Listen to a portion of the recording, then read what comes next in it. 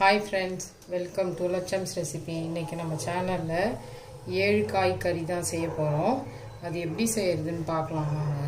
அதுக்கு தேவையான காய்கறி என்னென்னு பார்த்தீங்கன்னா, சக்கரவள்ளி கிழங்கு, கத்திரிக்காய், வாழைக்காய், அவரைக்காய், மஞ்சள் பூசணிக்காய் அதாவது பரங்கிக்காய், கருணக்கிழங்கு எடுத்துக்கலாம். இல்லாட்டி பிடிக்கரணை இருந்தாலும் அது சேர்த்துக்கலாம். பச்சை மொச்சை இப்போ சீசன் கிடைக்கும்ல, அந்த பச்சை மொச்சையை எடுத்து வச்சுருக்கேன். இதை வச்சு தான் நம்ம 7 காய் கறி செய்வோம். நம்ம 7 காய் கறி செய்கிறதுக்கு அந்த 7 காய் என்னென்னு காட்டியிருந்தேன். இப்போ அதெல்லாம் கட் பண்ணிட்டு வந்துட்டேன். அதில் நான் பாதி வாழைக்காய் தான் கட் பண்ணி எடுத்துக்கிட்டேன். ஏன்னா ஒரு 3லேருந்து 4 பேர் சாப்பிட்ற அளவுக்கு தான் பண்ணுறேன். அதனால் பாதி வாழைக்காய் தான் கட் பண்ணி அதில் வச்சுருக்கேன், தண்ணியில் போட்டு எடுத்து.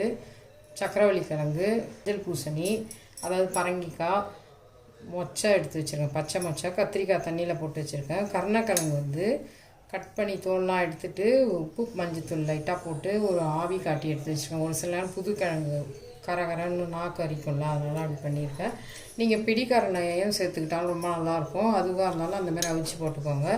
அவரைக்காய் எடுத்துருக்கேன். இந்த 7 காயும் கட் பண்ணிட்டு வந்தாச்சு 7 கறி செய்யறதுக்காக, 7 காய் கறி செய்யறதுக்கு. அதுக்கப்புறம் அதுக்கு 2 வெங்காயம் பொடியாக கட் பண்ணியிருக்கேன். 2 தக்காளி, சின்ன சைஸ் தக்காளி கட் பண்ணியிருக்கேன். 2 பச்சை மிளகா, கருவேப்பிலை, இஞ்சி ஒரு துண்டு அளவு இந்த சைஸ் இஞ்சி தோல் எடுத்துகிட்டு சீவி வச்சுருக்கேன்.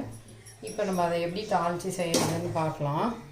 அடுப்பில் கடாய் வச்சாச்சு. அடி கனமான பாத்திரமாக வச்சுக்கோங்க. அதில் நம்ம தாளிக்கிறதுக்கு எண்ணெய் சேர்த்துக்கலாம். ஒரு 2 டேபிள் ஸ்பூன் அளவுக்கு நான் எண்ணெய் சேர்த்துருக்கேன். இப்போ எண்ணெய் காஞ்சிடுச்சு. அதில் 1/2 ஸ்பூன் கடுகு, 1 ஸ்பூன் உளுத்தம்பருப்பு சேர்த்துக்கிட்டேன். அது கூடவே சீரகம் 1 ஸ்பூன் சேர்த்துக்கோங்க.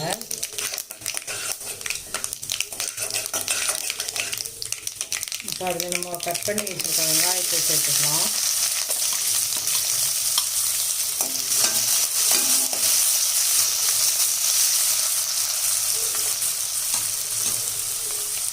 கருவேப்பிலை, பச்சை மிளகாயும் சேர்த்து அதோடைய வதக்கலாம்.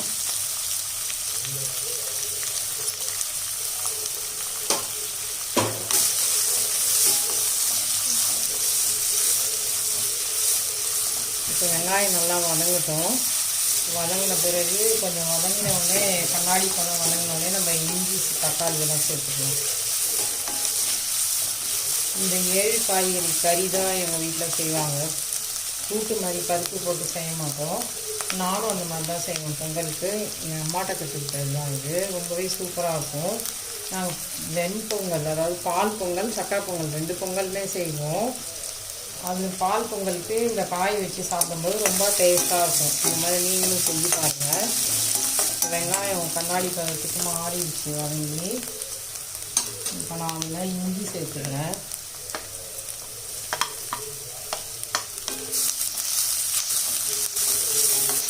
இப்போ தக்காளியும் சேர்த்துக்கலாம். 2 தக்காளி எடுத்துருக்கேன் நான்.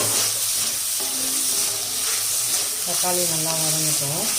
இந்த தக்காளியும் நல்லா வதங்கிடுச்சு. இதில் 1/4 ஸ்பூன் பெருங்காயத்தூள் சேர்த்துக்கலாம். சேர்த்துட்டு இப்போ காய்கறியெல்லாம் நம்ம சேர்த்து வதக்கிட்டு காரம் சேர்க்க வேண்டியதுதான்.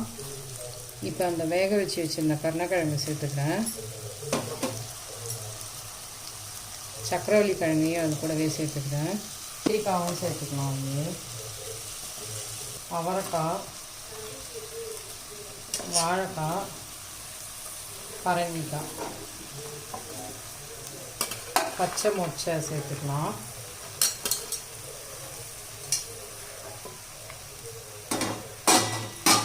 இப்போ இந்த காயெல்லாம் வதக்கி விடலாம். சும்மா ஒரு 2 நிமிஷம் வதக்கி விட்டால் போதும். ரொம்ப வதங்கணும்னு தேவை கிடையாது.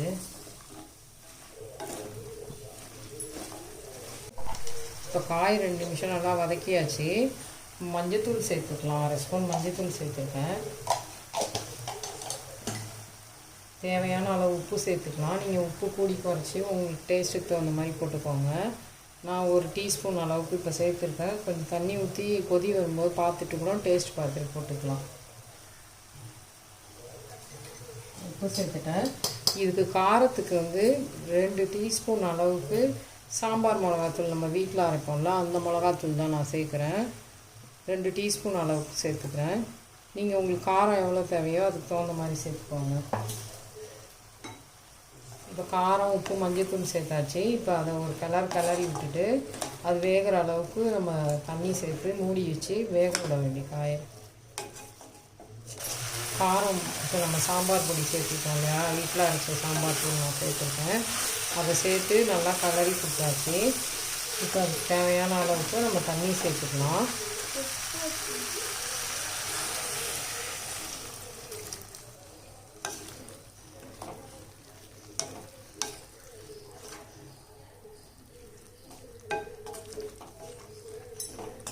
இது நல்லா கிரேவி மாதிரி இருக்கணும்னா நம்ம திட்டமாக காய் வேகிற அளவுக்கு தண்ணி சேர்த்துக்கிட்டோம்னா போதும். இப்போ காய் கொஞ்சம் முழுகி மேலே தண்ணி தெரியிருக்கணும், இந்த அளவுக்கு இருந்தால் போதும் தண்ணி. நான் ஒரு டம்ளர் அளவுக்கு சேர்த்துருக்கேன் தண்ணி. இப்போ அடுப்பை வந்து மீடியம் ஃப்ளேமில் வச்சுட்டு நம்ம அதை ஒரு மூடி போட்டு மூடி வச்சிடலாம். வேகட்டும். மூடி வச்சிடுறேன். இது வேகட்டும்.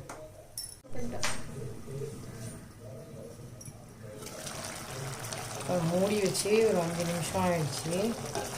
இப்போ காய் வந்து முக்கால்வாசி வெந்துடுச்சு காயெல்லாம். இப்போ திரும்ப நல்லாவே இப்போ மீடியமில் இருக்கிற ஃப்ளேமை வந்து சிம்மில் வச்சு ஒரு 5 நிமிஷம் நல்லா கொதிக்க விடலாம்.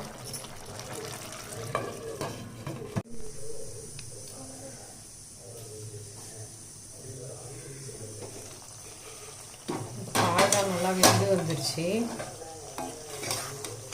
தண்ணிலாம் ஊற்றி காய் நல்லா வெந்து வந்துச்சு பாருங்கள். அது எடுத்து காய் எடுத்து நசுக்கி பாருங்கள். பரங்கிக்காய், சக்கரவள்ளி கிழங்கு எல்லாமே நல்லா வெந்துடும். இப்படி வெந்துருப்பாங்க. சுடுதண்ணி கரண்டி வச்சு அதுக்குன்னு நல்லாவே வெந்துருச்சு கிழங்குலாம். இது அப்படியே கரண்டியாலே லைட்டாக அப்படி அழுத்தமாக கிளறணும்னாலே கிரேவி காய்க்கு வந்துடும். அங்கங்கே காய் கொஞ்சம் முழுசாக இருக்கும். சூப்பராக இருக்கும் நமக்கு அந்த பால் பொங்கலோடு சேர்த்து சாப்பிட்றதுக்கு. அவ்வளோதான். காயெல்லாம் நல்லாவே வெந்து வந்துடுச்சு. இப்போ ஒரு 2 நிமிஷம் அதை மூடி வச்சிடலாம்.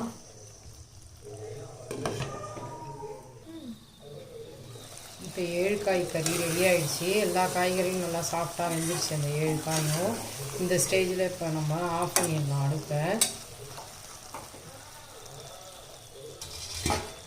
அடுப்பை ஆஃப் பண்ணிவிட்டு ஃப்ரெஷ் கருவேப்பிலை சேர்த்துக்கலாம்.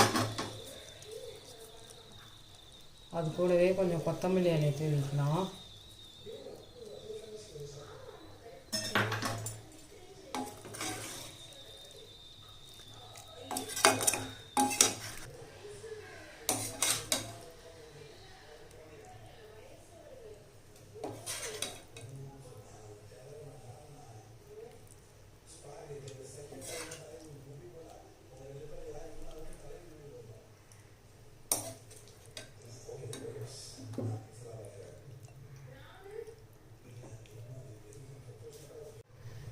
உங்கள் அனைவருக்கும் இனிய பொங்கல் நல்வாழ்த்துக்கள்.